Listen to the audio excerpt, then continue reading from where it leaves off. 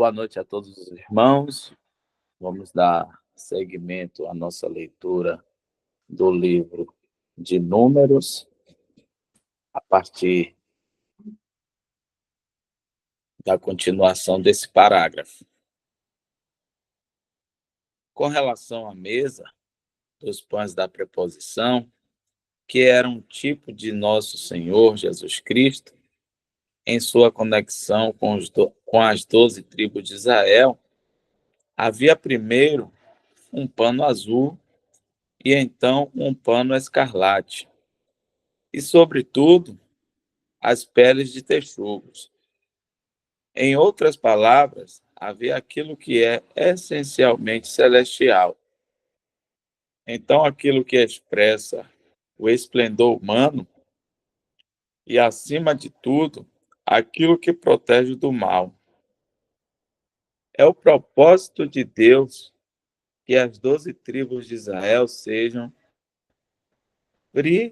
preeminentes na terra, que nelas o mais alto tipo de esplendor humano seja exibido. Daí a adequação da cobertura escarlate na mesa dos pães da preposição. Os 12 pães, evidentemente, apontam para as 12 tribos. E quanto à cor escarlate, o leitor só precisa olhar através das Escrituras para ver que ela estabelece aquilo que o homem considera esplêndido. As coberturas do candelabro de ouro e do altar de ouro eram idênticas, a saber, primeiro a cobertura celestial e então a pele externa dos texugos.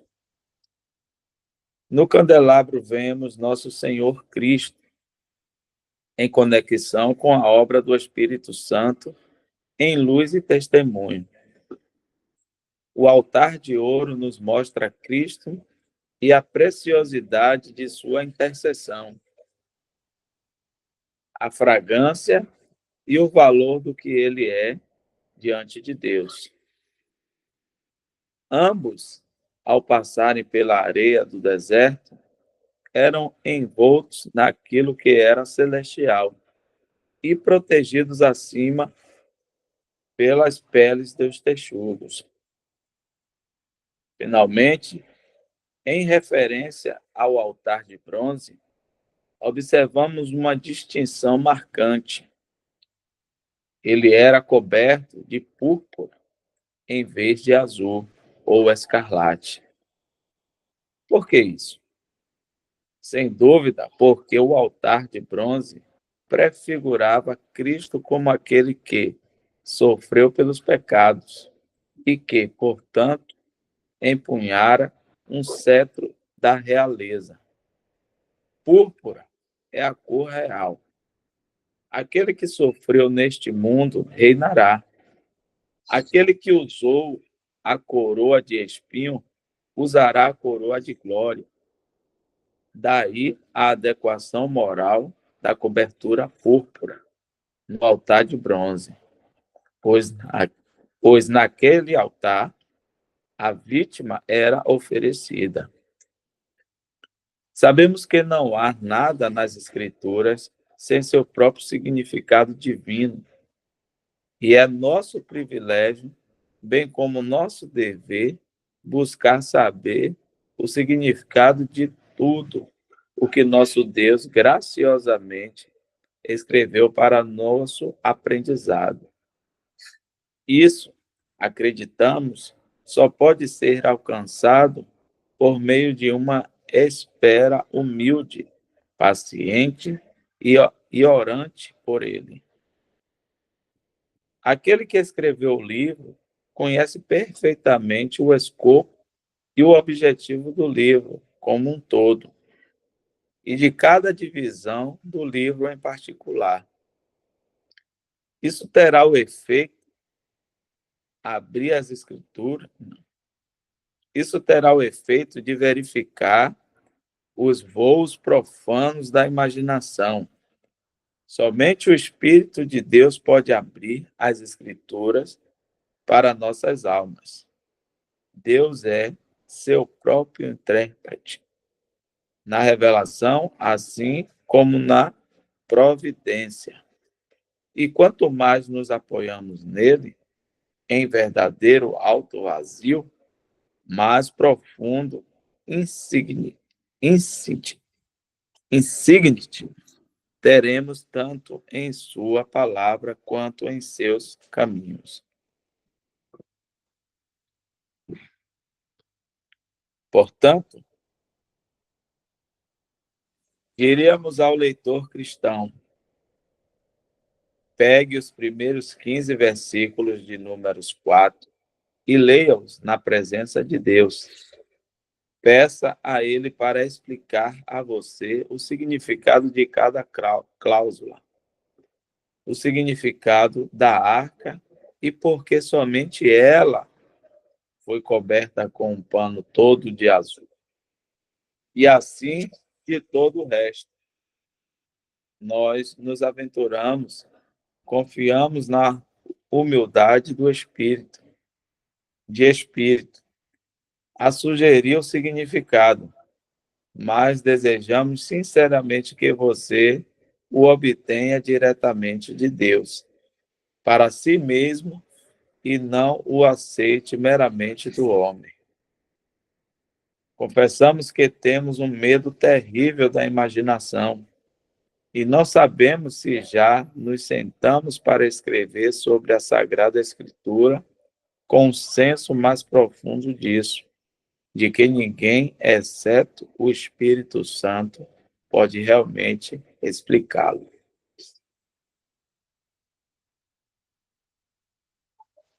Dá uma pausa aqui para ver se algum irmão tem algum comentário.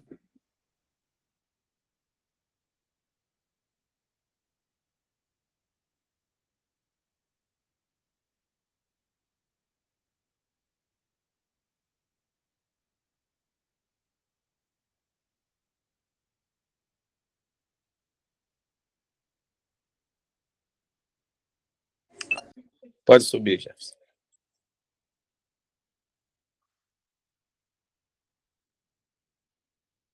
Tu dirás então, por que sentar para escrever? Bem, é com a esperança terna de ser permitido, de alguma maneira fraca, ajudar o estudante sério das Escrituras a avistar as joias raras e requintadas que jazem espalhadas ao longo da página inspirada, para que ele possa pegá-las por si mesmo. Milhares de leitores podem ler repetidamente o quarto de Números e nem mesmo perceber o fato de que a arca era a única parte do mobiliário místico do tabernáculo que não exibia a pele de texugo. E se o simples fato não for compreendido, como sua importância pode ser vista? Assim também, quanto ao altar de bronze, quantos deixaram de notar que somente ele estava revestido de púrpura? Agora podemos ter certeza de que ambos os fatos estão cheios de significado espiritual. A arca era a mais alta manifestação de Deus e, portanto, podemos entender por que ela deveria exibir, à primeira vista, o que era puramente celestial. O altar de bronze era o lugar onde o pecado era julgado. Ele tipificava Cristo em sua obra como um portador do pecado. Ele expunha aquele lugar mais distante para o qual ele viajou por nós. E ainda assim, aquele altar de bronze era a única coisa que estava envolta em cobertura real. Pode haver algo mais requintado do que o ensinamento aqui? Que sabedoria infinita em todas essas belas distinções. A arca nos conduz ao ponto mais alto do céu. O altar de bronze nos conduz ao ponto mais baixo da terra. Eles estavam em pontos extremos no tabernáculo. No primeiro, vemos aquele que magnificou a lei. No último, vemos aquele que foi feito pecado. No primeiro, o que era celestial foi visto à primeira vista, e foi somente quando você olhou mais profundamente que viu a pele de texugo. E mais profundamente ainda, aquele véu misterioso, o tipo da carne de Cristo. Mas, no outro, a primeira coisa que você viu foi a pele de texugo. E mais baixo, a cobertura real. Vemos Cristo em cada um, embora em um aspecto diferente. Na arca, temos Cristo mantendo a glória de Deus. No altar de bronze, temos Cristo atendendo à necessidade do pecador. Combinação abençoada para nós.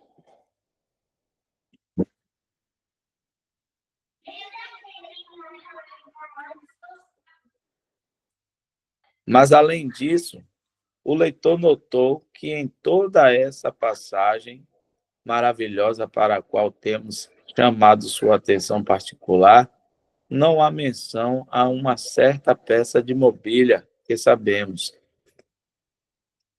de Êxodo 30 e outras escrituras.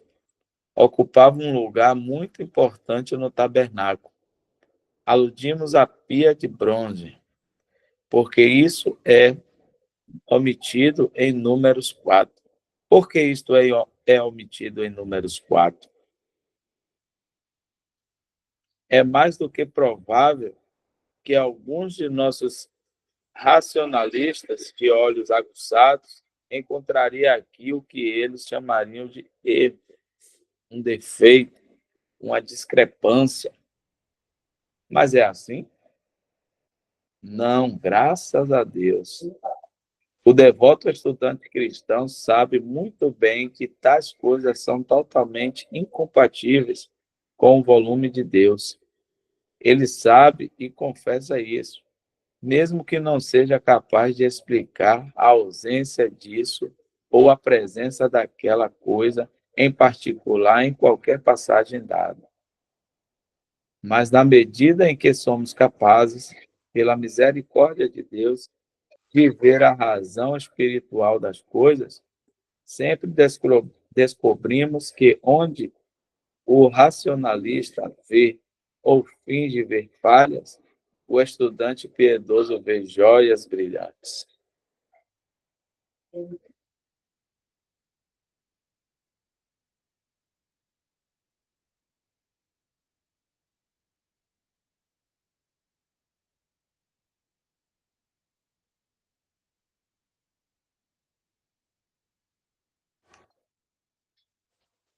Assim é, não temos dúvidas em referência à omissão da pia de bronze no catálogo em Números 4. É apenas uma das 10.000 ilustrações da beleza e perfeição do volume inspirado.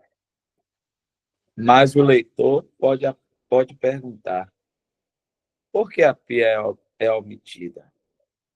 A razão pode ser encontrada no duplo fato do que a pia era feita e para que ela era feita. Este duplo fato notamos em Êxodo. A pia era feita dos espelhos das mulheres que se reuniam na porta do tabernáculo na congregação. Êxodo, capítulo 38, versículo 8. Este era seu material. E quanto ao seu objeto, era provida como um meio de purificação para o homem.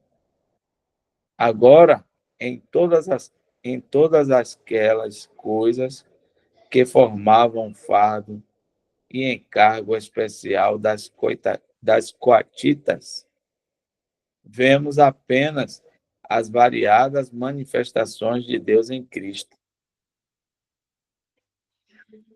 Deixa eu ler de novo essa parte aqui.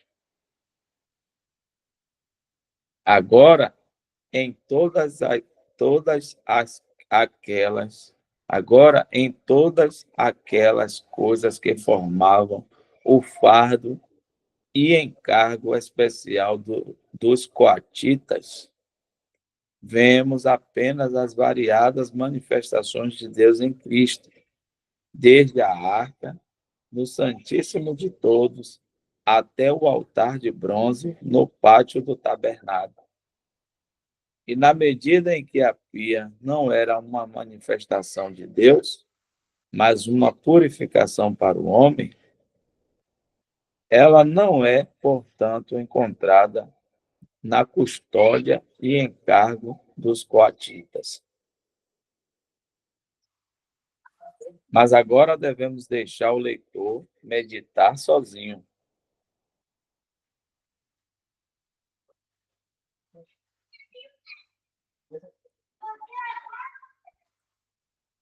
sobre esta seção mais profunda do nosso livro, números 3 e 4. Ela é realmente inesgotável. Poderíamos continuar discorrendo sobre ela até enchermos volumes em vez de páginas, e afinal, sentiríamos como se tivéssemos penetrado a superfície de uma mina cuja profundidade nunca pode ser sondada, cujos tesouros nunca podem ser exauridos. Que pena humana pode trazer à tona a maravilhosa instrução contida no relato inspirado da tribo de Leví? Quem pode tentar desdobrar aquela graça soberana que brilha no fato de que o obstinado Levi deve ser o primeiro a responder àquele chamado comovente? Quem está do lado do Senhor? Quem pode falar corretamente daquela rica, abundante e distinta misericórdia, ilustrada no fato de que aqueles cujas mãos foram embebidas em sangue devem ter permissão para manusear os vasos do santuário, e que aqueles em cuja assembleia o Espírito de Deus não podia entrar, fossem trazidos ao próprio seio da congregação de Deus, para ali se ocuparem com aquilo que era tão precioso para ele.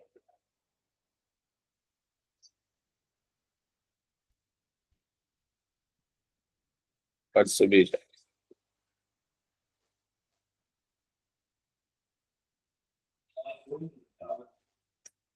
E então essas três divisões de trabalhadores, meraritas, gersonitas e coatitas, instrução há aqui. Que tipo dos vários membros da Igreja de Deus em seus vários serviços? Deixa eu voltar. Então, essas três divisões de trabalhadores, meraritas, gersonitas e coatitas, que instrução há aqui? Que tipo dos vários membros da Igreja de Deus em seus vários serviços? Que profundidade de sabedoria misteriosa em tudo isso! É falar muito fortemente. É demais dizer que nada, neste momento, nos impressiona tão profundamente quanto o senso da total fraqueza e pobreza de tudo o que avançamos em uma das seções mais ricas do volume inspirado. Continua a pergunta, né? Ainda assim, conduzimos o leitor a uma mina de infinita profundidade e riqueza, e devemos deixá-lo penetrar nela pela graciosa ajuda daquele a quem a mina pertence, e que sozinho é capaz de desenvolver sua riqueza. Tudo o que o homem pode escrever ou dizer sobre qualquer porção da palavra de Deus pode, na melhor das hipóteses, ser apenas sugestivo. Falar disso como exaustivo seria lançar um desprezo sobre o cânone sagrado. Que possamos pisar no lugar santo com pés descalços e ser como aqueles que indagam no tempo e cujos estudos são perfumados pelo espírito de adoração.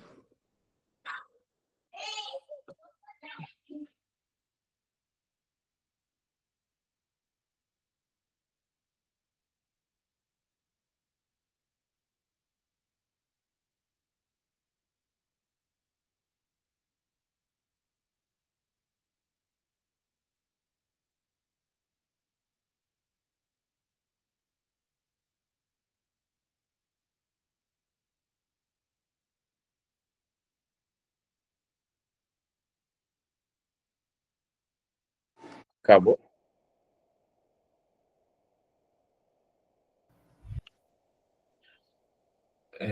Aqui, Alexandre, só vai até aqui. Eu não sei se esse número, perdão, essa parte aí de números tem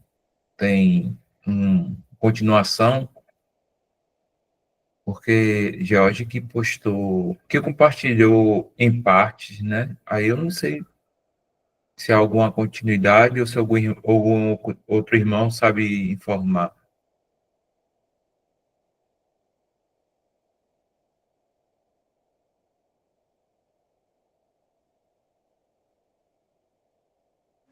Acredito que deva ter continuação, né?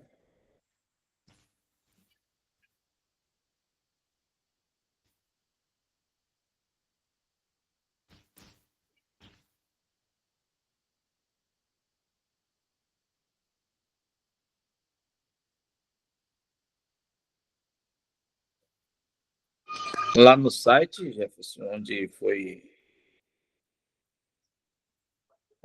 tirado essa postagem, esse livro, não tem, não deve ter a continuação lá, não? Na verdade, eu não tenho mais esse site, porque a gente estava tentando colocar uma versão que a gente pudesse até facilitar a leitura e ter um número de páginas, como está tendo aí, selecionar texto e tudo. Então, a gente foi tipo, conforme foi tocando, a gente foi dançando, entendeu?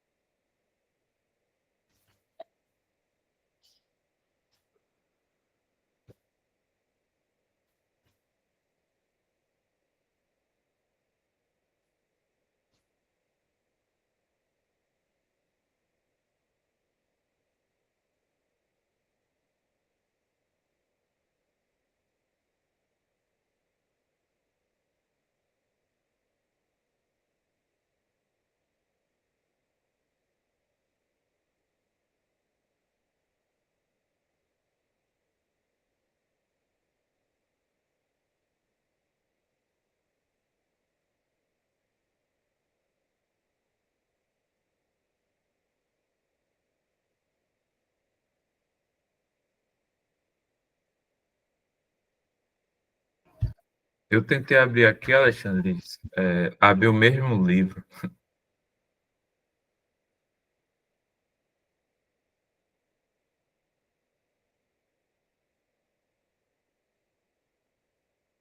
Eu ficar devendo aos irmãos aí.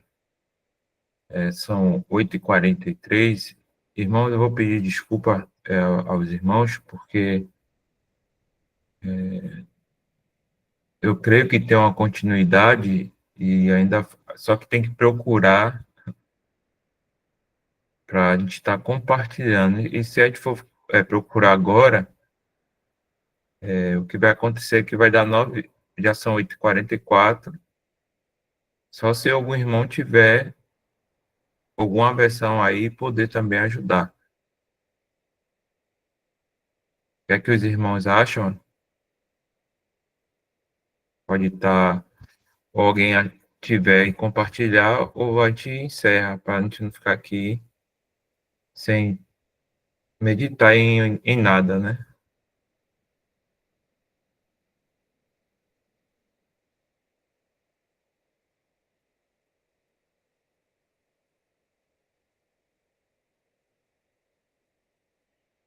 Eu acho interessante, já que está próximo do horário, e o que procurar, né? Se tem a continuação, provavelmente tem a continuação. A gente encerra por aqui, nessa leitura que nós fizemos, dá para meditar. Esse livro, o irmão McTosh, ele discorre bem, né, e traz uma perspectiva muito boa de leitura das Sagradas Escrituras, para prestar atenção nos tipos, né, chamando a nossa atenção para os tipos de Cristo, né, as figuras, né, que o Antigo Testamento traz do nosso Senhor Jesus. E uma coisa que o irmão escreveu, né, que na leitura me chamou bastante a atenção, que quando a gente, muitas das vezes, está lendo as Escrituras e o Antigo Testamento, muitas das vezes a gente não se atenta, né, para esses detalhes, né, que existem e que traz a figura do nosso Senhor Jesus Cristo, né, o tipo dele, né, esses detalhes, uma coisa que tem só em um lugar específico, como a púrpura, né, os panos de texugo que cobria várias cores. Então, tudo isso tinha um significado, né? A gente sabe que as coisas do Senhor, tudo tem significado, né? Nada é por acaso. Nenhum prego que está descrito na palavra do Senhor foi por acaso, né? Tudo tem o seu significado ali, a sua importância. E é muito bom, né? A gente fazer a leitura, né? A gente sabe que Cristo é a chave, né? A chave hermenêutica da palavra é Cristo, né? Tudo é para que a gente conheça Ele, veja Ele em toda a Escritura, né? E quando a gente começa a perceber, né? Começa a perceber isso, é muito bom, muito maravilhoso, né? Que a gente vê realmente que Cristo estava, né? Como a gente costuma ver as pessoas falando, a gente já falou muito, e é verdade, Cristo está da primeira página à última, né, da palavra, da Bíblia, né? Na primeira linha escrita da Bíblia até a última, a gente consegue ver o nosso Senhor Jesus Cristo.